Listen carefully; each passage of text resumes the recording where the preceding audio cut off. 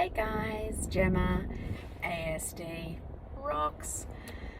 So a lot of people have been asking what the result of the AAT thing has been with the NDIS.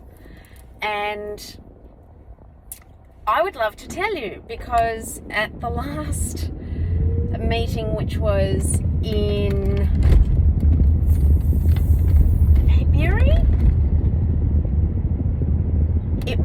we thought we had come to an agreement, or at least the AAT and I and the NDIS representative. For those of you who are new to the channel, the AAT stands for the Australian Appeals Tribunal. Australian Appeals Tribunal. So when you get to a situation with a company that you cannot resolve, you can appeal a decision, or you can appeal that, which is where I've been for the last, has to be close to it. Is it? Oh no, I think that's right.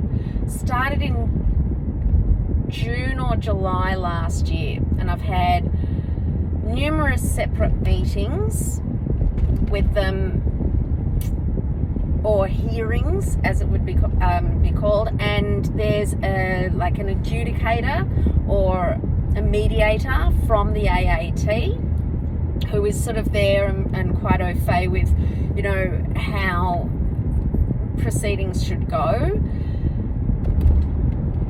And the last time that I saw them, or had the meeting, because it's all virtual, everything's virtual these days.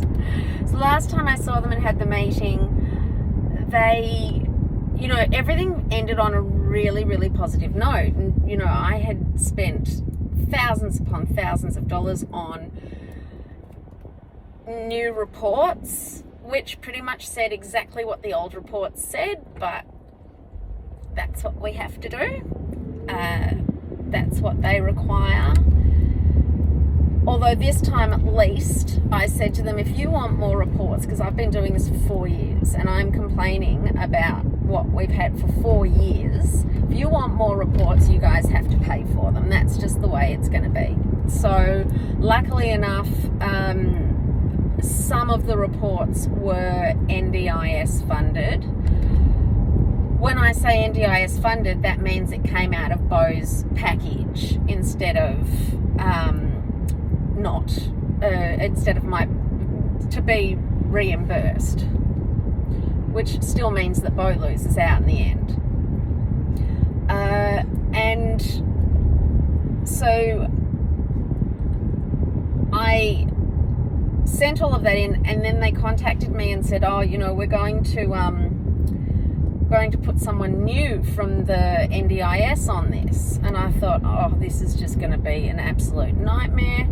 But it turned out to be really good, and she seemed to really understand the concept.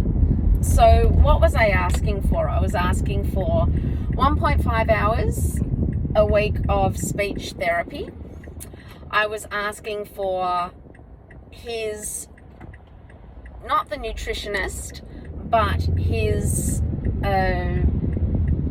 protein shakes, because they cost a fortune, and to be funded under consumables, as well as his podiatry and orthotics. So podiatry, whatever you purchase, which is an actual something you could hold, it's not a therapy, it's something, then it comes under consumables. So they seemed like everybody was really happy. And so yes, 3 times a week of sports physiology, Bo's orthotics for podiatry, 1.5 hours a week for speech therapy, and then obviously, I had it there for a second, obviously his to say? Sorry, just completely left my head. So anyway, I've not asked for very much. I don't think this is a huge plan. Oh yes, sorry, respite during the school holidays, aid time, support workers, that sort of stuff. Only something like 2 hours a week on a weekend and 2 hours a week during the week. This is not a massive thing. Like, it's disability, it's stock standard stuff. Anyway, so the AAT person was like, I think, because we had to really punch through it. We had to really, really punch through it and just tick things off or cross things off or whatever. And the NDIS woman seemed extremely, and she actually got what I was saying, and she was understanding that there's no point funding his sports physiology if he doesn't have the nutrition to develop, because if you don't have the fats and proteins required to grow muscle or to get energy, you're not going to be able to have the energy to do the sports physiology. There's no point in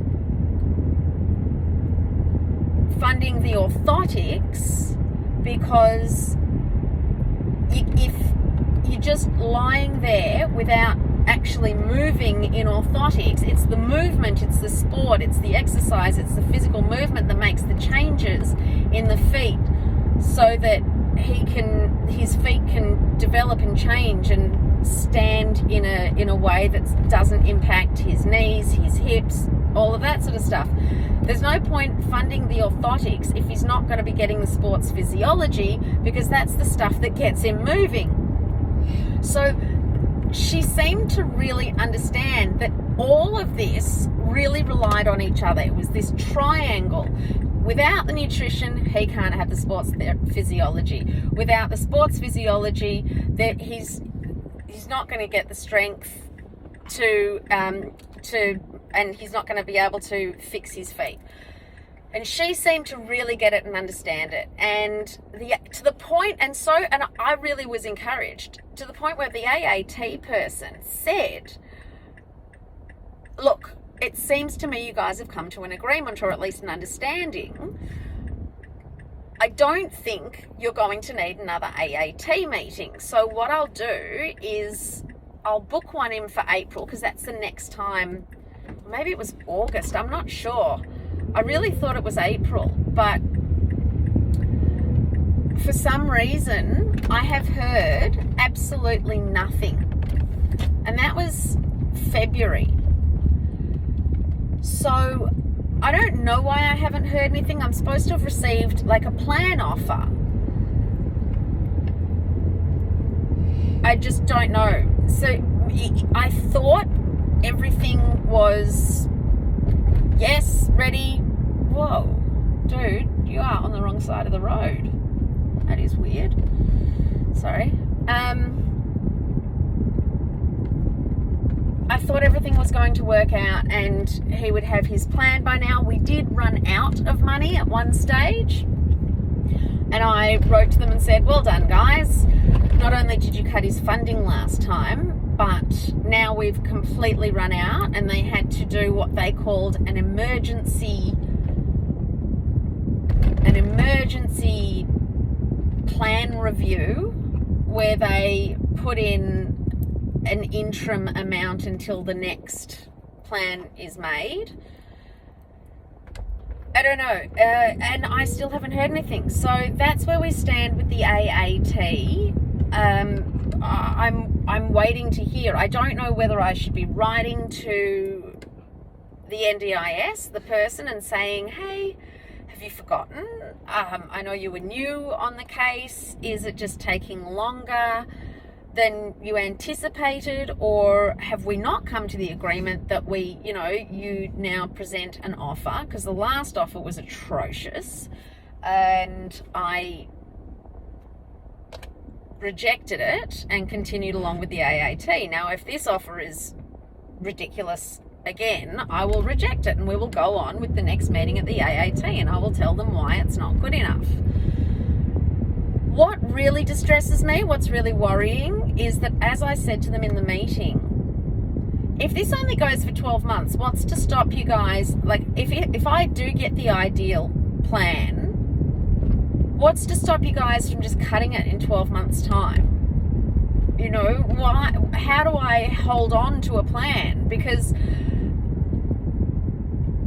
even if it's great 1 year, they could just cut it like they did last time. So I just don't know how that works. And they were like, no, you can't lock in a plan for 5 years. He's changing, he's growing, his needs will change. I'm like, that's exactly right. You're right.